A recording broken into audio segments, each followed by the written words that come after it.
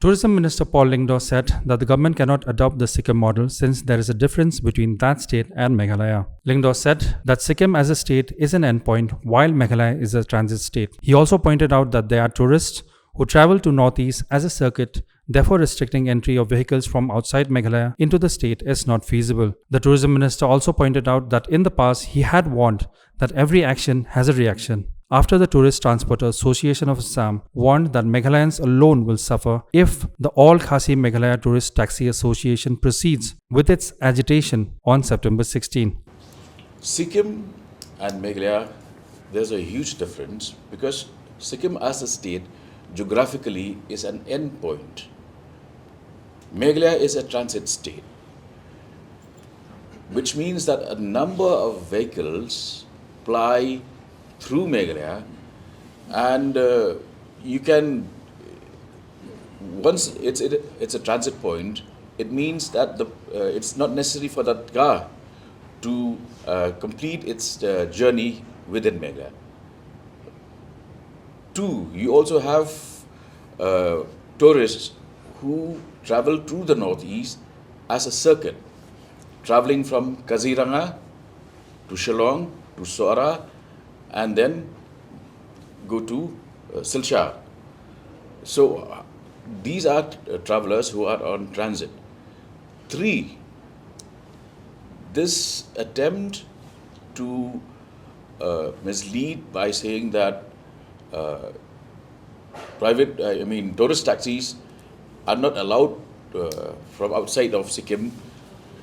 You can find out for yourself that a lot of vehicles from West Bengal are in fact taking tourists to Sikkim.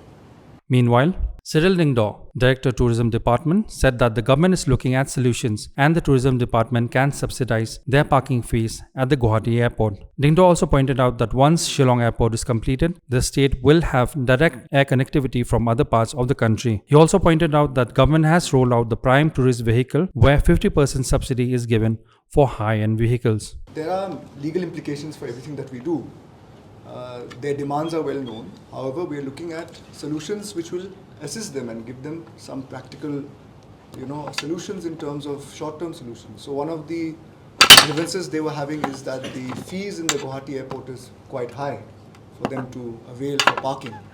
So we even offered them that if the fees is high, for them to be able to compete with the others, through the tourism department, there is a proposal to move a scheme where we can subsidize their parking fees so that Meghalaya taxi, which are registered as ML, can compete with the other counterparts.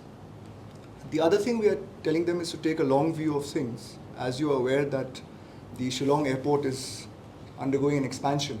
Once that happens, we will have direct air connectivity from Delhi and other important destinations of the country where large-bodied aircraft can land in our own airport, which means that tourists also will hopefully take steps to come directly. Many of them want to come directly to the state. Having said that, we have to understand also that the Northeast is one composite destination. When people come, they don't only want to visit one state, they want to visit multiple states.